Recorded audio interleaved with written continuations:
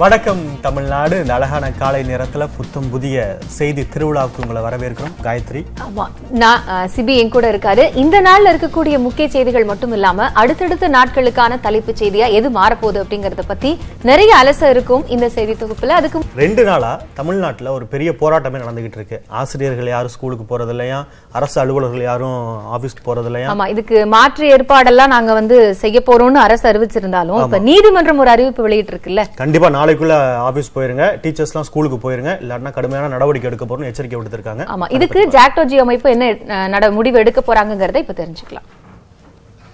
பள்ளி ஆசிரியர்களின் வேலை நிறுத்த போராட்டத்திற்கு தடை விதிக்க கோரி சென்னையைச் சேர்ந்த 11ஆம் வகுப்பு மாணவர் கோகுல் தொடர்ந்த வழக்கு உயர்நீதிமன்ற நீதிபதிகள் சத்தியநாராயணன், ராஜமாணிக்கம் அமர்வு முன் விசாரணைக்கு வந்தது.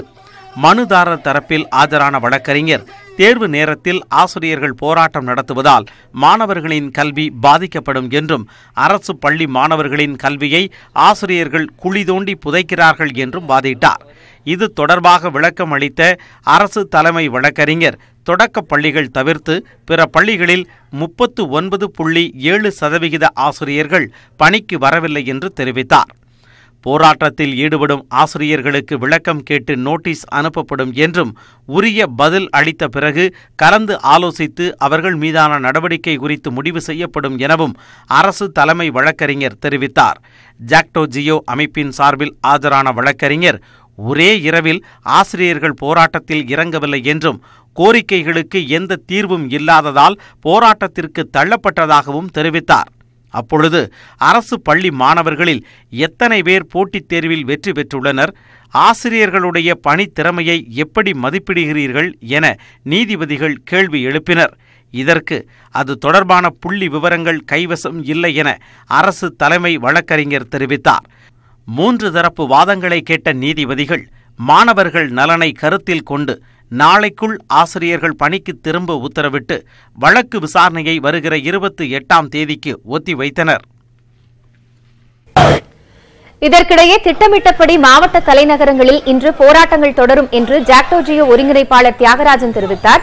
சென்னை திருவல்லிக்கேணியில் செய்தியாளர்களிடம் பேசிய அவர், காலை 10 மணிக்கு ஜாக்டோ ஜியோ குழுவின் ஆலோசனைக் கூட்டம் நடைபெற இருப்பதாக கூறினார்.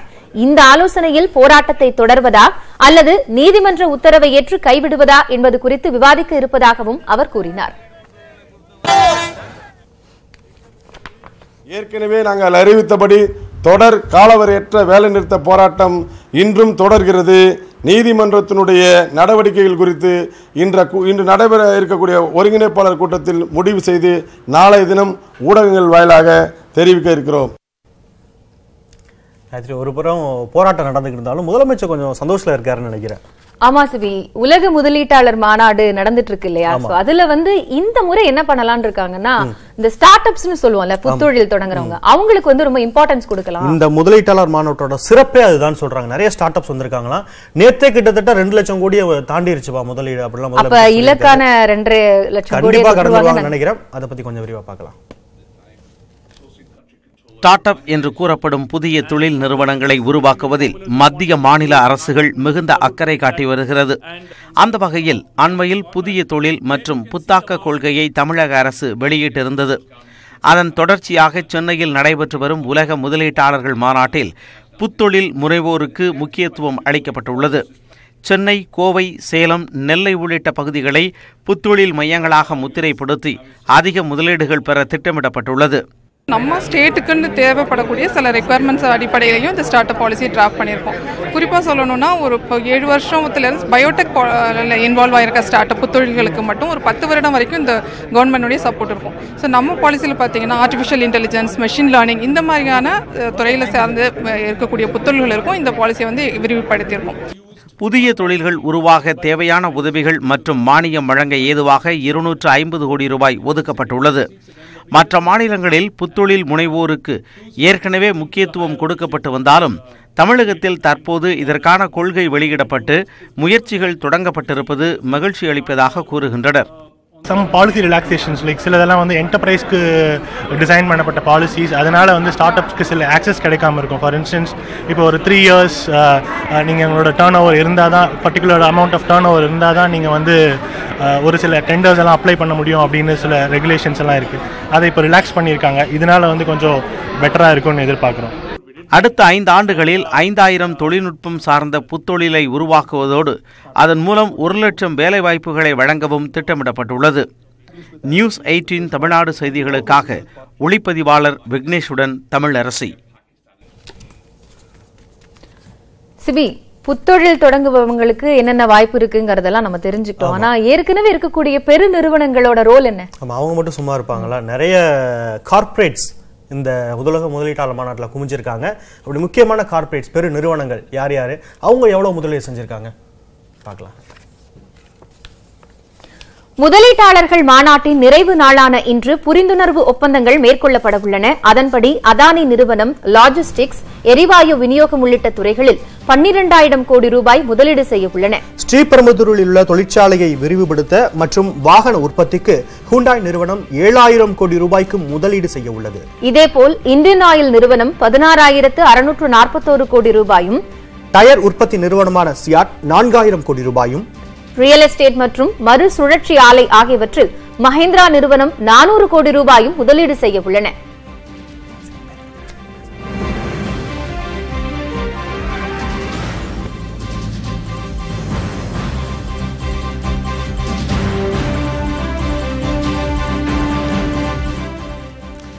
காயத்ரி, முதலமைச்சர் எடப்பாடி பழனிசாமி சிபி சொல்ல வரது எனக்கு தெரியுது, பேசக்கூடாது சிபி.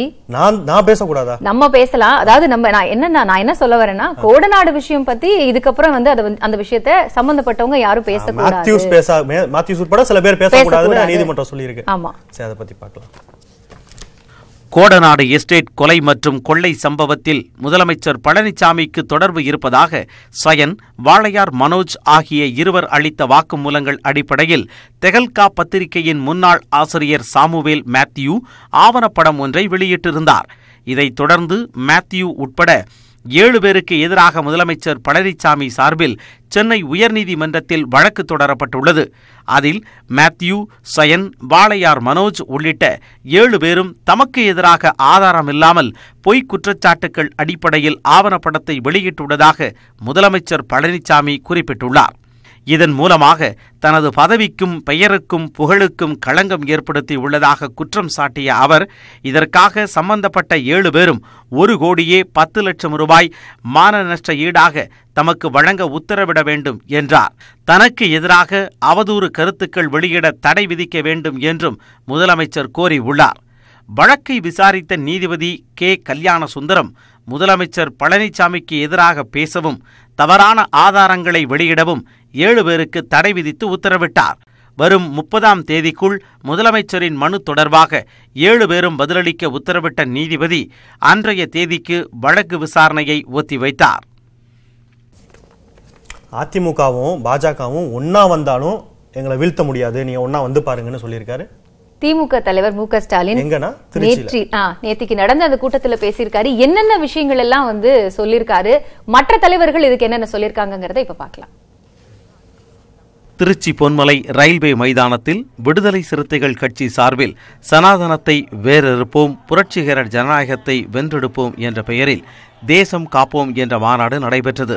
அதில் அனைத்து சனநாயக சக்திகளும் அரசியல் களத்தில் ஒருங்கிணைந்து சனாதன சக்திகளின் சதி முயற்சிகளை முறியடிக்க வேண்டும் என்றும், ஆணவ கொலைகளை தடுக்க தனி சட்டம் இயற்ற வேண்டும் என்பது உள்ளிட்ட 14 தீர்மானங்கள் நிறைவேற்றப்பட்டன.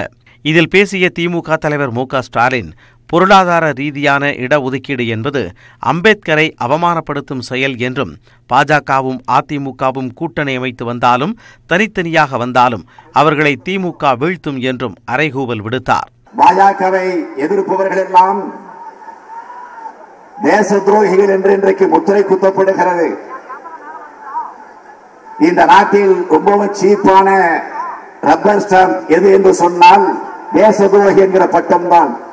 பாஜகவை எதிர்க்கக்கூடியவர்கள் தேசதுரோகி என்றால் அந்த பட்டத்தை நாங்கள் பெருமையோடு ஏற்றுக்கொள்ளுகிறோம். அது மரியாதைக்குரிய பட்டமாக ஏற்றுக்கொள்ள நாங்கள் தயாராக இருக்கிறோம். அவரை தொடர்ந்து பேசிய விடுதலை சிறுத்தைகள் கட்சி தலைவர் திருமாவளவன், மது, போதை, சனாதனத்தை எதிர்க்கும் தேசம் காப்போம் மாநாடு மக்களவைத் தேர்தல் பரப்புரைக்கான முதல் கூட்டணி மாநாடு என்றும் திருமாவளவன் சூளுரைத்தார். மீண்டும் தப்பித்தவறி பாரதிய ஜனதா இந்த நாட்டை ஆளுகிற நிலைக்கு வந்தால், ஆட்சி அதிகாரத்தை கைப்பற்றினால் இந்த தேசத்தை எவராலும் காப்பாற்ற முடியாது. அவ்வளவு பெரும் தீங்கு சூழ்ந்திருக்கிறது. அதனால்தான் தமிழ்நாட்டிலும் கூட ஹெச் ராஜா போன்றவர்கள் எல்லாம் தந்தை பெரியாரையே விமர்சிக்கிற துணிச்சலை பெற்றிருக்கிறார்கள். மாநாட்டில் பேசிய தமிழக காங்கிரஸ் தலைவர் திருநாவுக்கரசர், தமிழகத்தின் அம்பேத்கரான திருமாவளவன் ஒரு குறிப்பிட்ட சாதிக்கோ மதத்திற்கோ எதிரானவர் இல்லை என்றார். இந்த மாநாட்டின் மூலமாக நாம் தருகிற செய்தி, மத்தியிலே ஆட்சி மாற்றம், மாநிலத்திலே ஆட்சி மாற்றம், மோடியின் மோசடி அரசு அகற்றப்பட வேண்டும். இங்கு இருக்கிற எடப்பாடி பழனிசாமியின் ஊழல் அரசு, கொலைகார அரசு, கொள்ளைக்கார அரசு தூக்கி எறியப்பட வேண்டும். அந்த இரண்டு மாற்றங்களையும் கொண்டு வர மாற்றத்தை ஏற்படுத்துகிற மாநாடாக இந்த மாநாடு இங்கே அமைந்திருக்கிறது. நாடாளுமன்ற தேர்தலுக்கு பின் மத்தியில் அமையும் அரசு மாநில சுயாட்சியை உறுதி செய்யும் அரசாக அமையும் என்றும், பிரதமர் மோடியும் அவரது சகாக்களும் மீண்டும் ஆட்சிக்கு வர முடியாது என்றும் மதிமுக பொதுச் செயலாளர் வைகோ தெரிவித்தார். மாநில சுயாட்சியை பாதுகாத்து, சமூக நீதியை பாதுகாத்து, கொள்ளி வைக்க முனைந்திருக்கிறார்களே 10% என்று சமூக நீதிக்கு, அந்த கொள்ளிக்கட்டையை தூக்கி கொண்டு வந்த கூட்டத்தை வங்காள குடாக்களுக்குள்ளே தூக்கி எறிகிற வகையில் நாம் வெற்றி பெற வேண்டும். வாக்குச்சீட்டுகளை எங்களுக்கு தாருங்கள். We will save India. இந்தியாவை காப்போம். இந்த மாநாட்டில் புதுச்சேரி முதலமைச்சர் நாராயணசாமி, மார்க்சிஸ்ட் பொதுச் செயலாளர் சீதாராம் யெச்சூரி, மாநில செயலாளர் பாலகிருஷ்ணன், கம்யூனிஸ்ட் பொதுச் செயலாளர் சுதாகர் ரெட்டி, மாநில செயலாளர் முத்தரசன், திராவிடர் கழக தலைவர் கி வீரமணி உள்ளிட்ட பலர் கலந்து கொண்டு உரையாற்றினர். சிபி, ஆறுமுகசாமி விசாரணை ஆணையத்துல எனக்கு தெரிஞ்சு முக்கியமான நிறைய பேர் விசாரிச்சுட்டாங்க. அமைச்சர் விஜயபாஸ்கரா இருக்கட்டும், தம்பிதுரையா இருக்கட்டும், அடுத்து துணை முதலமைச்சருக்கும் போறாங்க. அதுக்கப்புறம் என்ன இருக்கு பெருசா? ஏன் பெரிய தலைவர்களா இல்லையா விசாரிக்க வேண்டியவங்க? சசிகலா இருக்காங்க, அவங்களாம் விளக்கத்தை சொல்ல வேண்டாமா? அங்கதான் ஒரு ட்விஸ்ட் இருக்கு. அது என்ன ட்விஸ்ட்? ஏன் அவங்க கிட்ட விசாரிப்பாங்களா மாட்டாங்களா அப்படிங்கறது விசாரிக்காமே ஆணையத்தை முடிச்சு வைக்கலாம் அப்படிங்கிறதுக்கான வாய்ப்பு இருக்கிற மாதிரி சொல்லப்படுது. அப்படிப்பட்ட விஷயங்கள் நடந்திருக்கு. என்ன ட்விஸ்ட்? ஜெயலலிதா மரணம் தொடர்பாக இதுவரை 140க்கும் மேற்பட்டோரிடம் ஆறுமுகசாமி ஆணையம் விசாரணை நடத்தியுள்ளது. அமைச்சர் விஜயபாஸ்கர், மக்களவை துணை சபாநாயகர் தம்பிதுரை, சுகாதாரத்துறை செயலாளர் ராதாகிருஷ்ணன் உள்ளிட்டோரிடமும் விசாரணை நடந்தது. சசிகலாவிடம் சிறையில் விசாரணை நடத்த திட்டமிட்டிருந்ததாக கூறப்பட்ட நிலையில் தற்போது அந்த முடிவு கைவிடப்பட்டுள்ளது. அதேபோல ஜெயலலிதாவுக்கு சிகிச்சை அளித்த லண்டன் மருத்துவர் ரிச்சர்ட் பீலேவிடமும் விசாரணை நடத்தும் திட்டமில்லை என கூறப்படுகிறது. விசாரணைக்கு ஆஜராகுமாறு துணை முதலமைச்சர் ஓ பன்னீர்செல்வத்திற்கு ஏற்கனவே சம்மன் அனுப்பப்பட்டுள்ள நிலையில் அவருடன் விசாரணையை முடித்துக் கொள்ள வேண்டும் என ஆணைய வழக்கறிஞர் மனு தாக்கல் செய்துள்ளார். பிப்ரவரி 24ற்குள் விசாரணையை முடிக்க திட்டமிட்டுள்ளதாக கூறப்படுகிறது. அப்பல்லோ மருத்துவ பணியாளர் ஒருவர் உட்பட 12 பேரிடம் சசிகலா தரப்பு குறுக்கு விசாரணை நடத்த திட்டமிட்டிருந்த நிலையில் இந்த மனு தாக்கல் செய்யப்பட்டுள்ளது. அதற்கு எதிர்ப்பு தெரிவித்துள்ள சசிகலா தரப்பு ரிச்சர்ட் பீலேவையும் விசாரிக்க வேண்டும் என வலியுறுத்தியுள்ளது. இதற்கிடையே அப்பல்லோ மருத்துவர்களின் வாக்குமூலம் தவறாக புரிந்து கொள்ளப்படுவதால் 21 சிறப்பு மருத்துவ நிபுணர்களை கொண்ட குழுவை அமைக்க கோரிய அப்பல்லோவின் மனுவை ஆறுமுகசாமி தள்ளுபடி செய்துள்ளார். மருத்துவ குழு அமைத்து அது மாறுபட்ட கருத்துக்களை தெரிவித்தால் விசாரணை பாதிக்கப்படும் என்றும் அதனால் தேவையற்ற செலவு ஏற்படும் என்றும் உத்தரவில் தெரிவிக்கப்பட்டுள்ளது. ஆணையம் அமைத்த மருத்துவ குழு விசாரணையை கண்காணித்து அறிக்கை அளித்துள்ளதாகவும் ஆறுமுகசாமி ஆணையம் கூறியுள்ளது. பாஜகவை தோல்ல தூக்கி சுமக்க நாங்க என்ன சுமை தாங்கியா? இத சொன்னது தம்பிதுரை அப்படிங்கிறது எல்லாருக்குமே தெரியும். ஆனா அது ஒரு குழப்பம் இருக்கு. இது தம்பிதுரையோட கருத்தா இல்ல அதிமுகவோட கருத்தா? அங்கதான் பாரதிய ஜனதா அது அதிமுகவோட கருத்தெல்லாம் கிடையாது, தம்பிதுரையோட தனிப்பட்ட கருத்துன்றாங்களே. ஹெச் ராஜாவும் தமிழிசையும் சொல்லக்கூடிய அந்த கருத்தை அதிமுக இருக்கக்கூடிய சில மூத்த அமைச்சர்களே வழிமொழிகிறாங்க. அப்ப இதுல என்ன நடக்குது பார்க்கலாம்.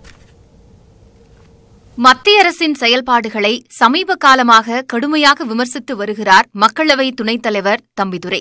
அவருடைய கருத்துக்கள் அதிமுகவின் கருத்து அல்ல என்று பாரதிய ஜனதா தொடர்ந்து கூறி வந்த நிலையில் நியூஸ் 18 தமிழ்நாட்டிற்கு பேட்டியளித்த அமைச்சர் பாண்டியராஜன், தம்பிதுரையின் கருத்து அவரது தனிப்பட்ட கருத்து என்றும் கூட்டணி குறித்து முடிவு செய்யும் அதிகாரம் தம்பிதுரைக்கு இல்லை என்பது அவருக்கே தெரியும் என்றும் கூறியிருந்தார்.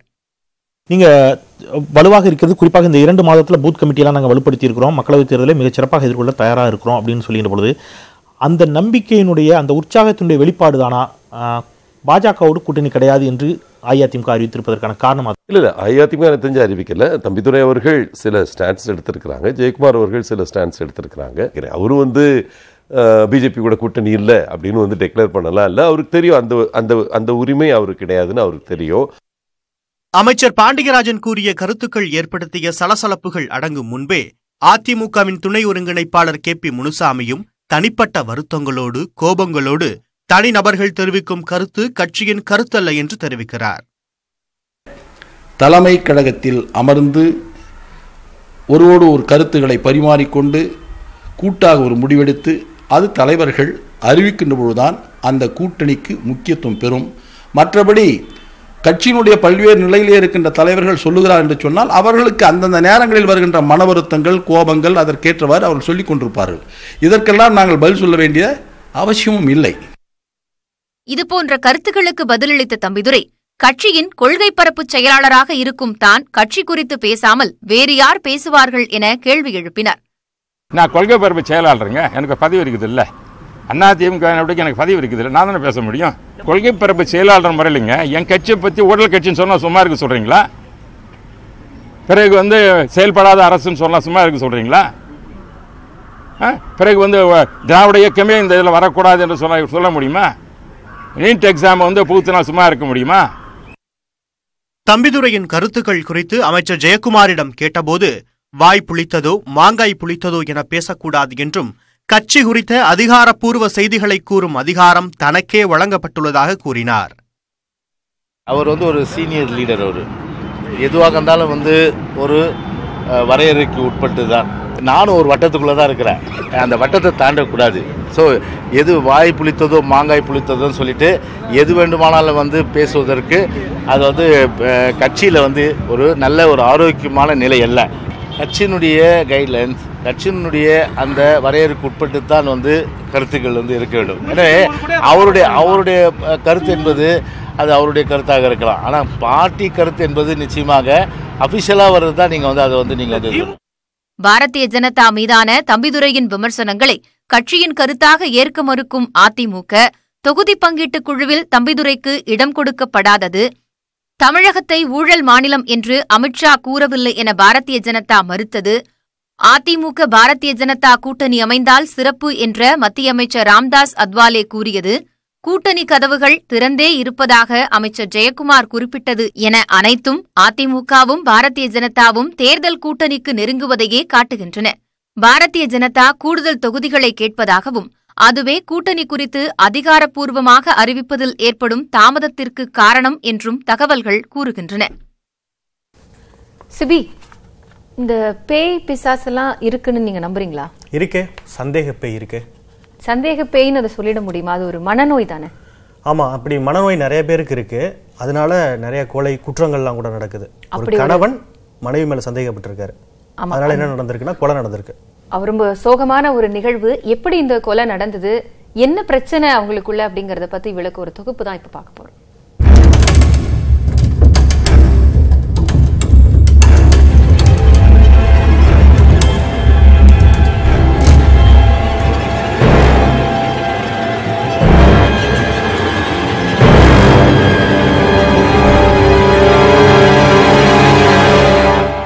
புளியந்தோப்பு திருவிக நகர் 3வது தெருவில் வசித்து வந்த துக்காராம் தாராபாய் தம்பதி ஆந்திராவை பூர்வீகமாக கொண்டவர்கள்.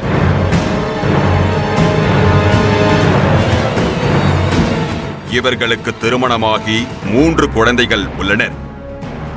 மகிழ்ச்சியாக சென்று கொண்டிருந்த இவர்களது வாழ்க்கையை சந்தேக புயல் புரட்டி போட்டுள்ளது. கணவன் கூலி வேலை செய்ய, மனைவி வீட்டிற்கு அருகில் உள்ள தனியார் நிறுவனத்தில் வேலை செய்து வந்துள்ளார். மனைவியின் நடத்தை மீது துக்காராமுக்கு பல ஆண்டுகளாக சந்தேகம் இருந்து வந்துள்ளது. இதனால் இரவில் தூங்கும் போது தாராபாயை மிரட்டுவதற்காக துக்காராம் தனது தலையணைக்கு அடியில் கத்தியை வைத்துக் கொண்டுதான் தூங்குவார் என சொல்லப்படுகிறது. தாராபாயின் நடவடிக்கைகளில் ஏற்பட்ட சந்தேகம் தொடர்பான சண்டை வாக்குவாதமாக மாறியுள்ளது. செவ்வாய் இரவு இருவரும் கடுமையாக சண்டை போட்டுவிட்டு தூங்கச் சென்றுள்ளனர். மனைவியால் குடும்பத்திற்கு கெட்ட பெயர் ஏற்பட்டு விடுமோ என்ற மன அழுத்தத்தில் தூங்கிக் கொண்டிருந்த மனைவியின் மீது அம்மிக்கல்லை போட்டு துக்காராம் கொலை செய்ததாக போலீசார் கூறியுள்ளனர். பின்னர் துக்காராமும் வீட்டில் தூக்கு போட்டு தற்கொலை செய்து கொண்டார். 9ஆம் வகுப்பு படிக்கும் இவர்களது பெரிய மகன் தூங்கி எழுந்து தாயை தேடி உள்ளார். அப்போது தாய் தாராபாய் தலை நசுங்கி இரத்த வெள்ளத்தில் கிடப்பதையும் தந்தை தூக்கில் தொங்கியபடி இருப்பதையும் கண்டு அதிர்ச்சி அடைந்தார். இது பேர் இங்கே தெருவில் தான் சார் நாங்கள் இருக்கிறோம். காலையில் எழுந்து வந்தோம், நம்ம டீ இங்கே கடை இருக்குது, டீ கடை இங்கே தான் இருக்குது. சரி டீக்கு வந்தோம், இந்தமாரி என்ன சாகுன்னு சொன்னாங்க. இதுமாரி ஹஸ்பண்ட் ஒய்ஃப் என்ன வீட்டுக்குள்ளே பிரச்சனை ஆகிட்டு அவர் ஹஸ்பண்ட் வந்து என்ன பண்ணிடுவார், அந்தமாரி கல் தூக்கி அவங்க ஒய்ஃப் மேலே போட்டுட்டு அவரும் தூக்கு போட்டு இது பண்ணிடுவாங்க. அவங்க 2 பேரும் அவங்களுக்குள்ளே ஏதாவது சண்டை ஆயிடுச்சு, வீட்டில் பிரச்சனை ஏதாவது சண்டை ஆயிடுச்சு, இந்த மாதிரி ஆகிடும். அவங்களை நம்பி 2 பசங்க இருக்கிறாங்க.